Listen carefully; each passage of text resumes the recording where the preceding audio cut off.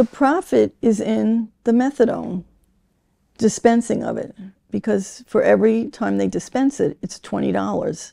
And so you have a clinic of almost 500 people. The majority of them were daily dosing, so you do that math. Patients pretty much operate on the desperation edge because they don't care what the mechanics are of how the clinic operates. You know, they don't care who's making money. They care that they get their methadone.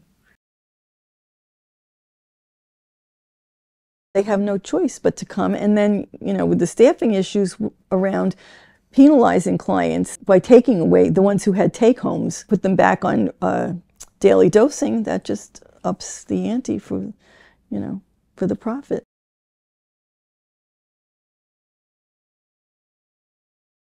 When I did find out how much we were getting per dose of methadone, and then realizing that we were dosing 200 people every Saturday who then got a take-home for Sunday, I thought, this doesn't make sense to me. Why make people come in?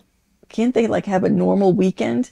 Come in on Friday, get your dose for Saturday and Sunday, and then we'll see you on Monday. I really, at that point, thought it was really exploitation of these clients because there was no reason. There was absolutely no reason. I went to the medical director. I said, give me a clinical reason why these folks can't get 2-day take home for the weekend instead of just one. And there was no clinical indication. Nothing in their lives are normal, these patients, nothing. And, you know, employment is difficult, housing is difficult, owning a car, ridiculous. And so I thought anything that I could do to give these folks a little more normal life experience, I was going to try to do.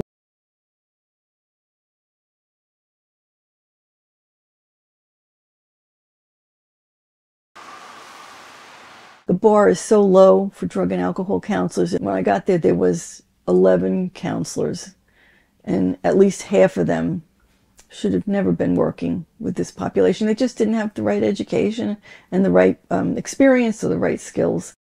This girl who, prior to being a counselor there, was a dancer in a bar. I said, I'm confused. I said, I don't understand how they ended up hiring you because your resume doesn't indicate any experience. She goes, I don't know why they hired me.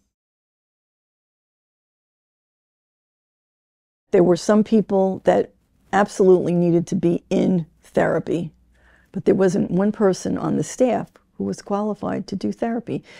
The people who did need treatment were all duly diagnosed, and there was no one. It's not required to have a license to work in a drug and alcohol program. Even though they were going to counseling once a month for 15 minutes, that's what they called treatment. They got nothing, and I thought that was extremely unfair. For about a 15-minute session, they can bill $45. Counselors were not trained in how to do groups. It was like everybody come in and talk about, like they say in the rooms, the war stories. It wasn't never, ever productive, and it certainly wasn't a treatment group.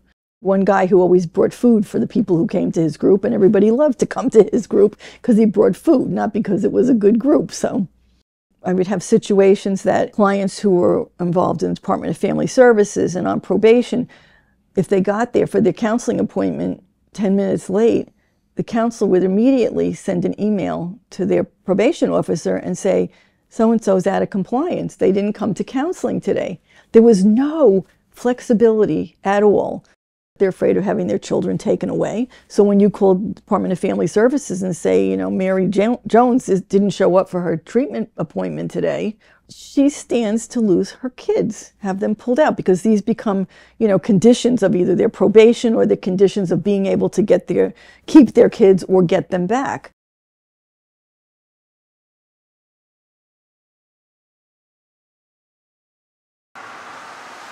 Nurses, I believe, wield the most power in these clinics because without them, you have no clinic. They would have altercations with the patients, sometimes on either side of the glass, where they would get into arguments with them. I mean, here's a group of clients who are kind of agitated anyway, and always worrying about, when I come in today and they drug screen me, is whatever those results going to be cause them to take away my methadone, back my methadone down.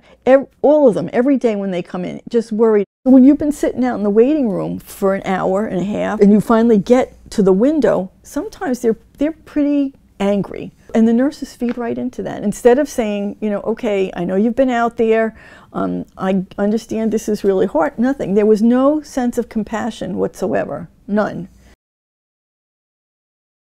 The director of nursing, she would get into literally verbal arguments with clients in the hallway, yelling at them, you know, and you can't behave like that, and I'm going to put you on a behavioral contract, and you're going to lose your methadone. If she didn't like the person, or she perceived them as not doing what they were supposed to do, she would just lay into them. The clinic opening at 5 o'clock in the morning. Patients would start lining up at 3 o'clock in the morning out there, no matter what the weather. Why don't we open the doors early if someone's here? Because some staff came in a little bit early, and they said, nope, the rule was, you know, we don't unlock the doors till 5 o'clock. And I just thought that was kind of inhumane. This one gal, she had set up a number system so that people would come to her and she would write down their number for the clinic if it was raining or something, and they would go back in their cars till the doors opened, and then everybody respected where your number was. And so the counselors and the nurses hated that.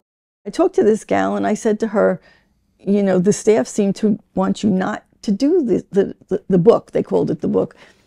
And she said, please don't take that away from me. It gives me a reason to get up and come in here every day. It gives my life purpose.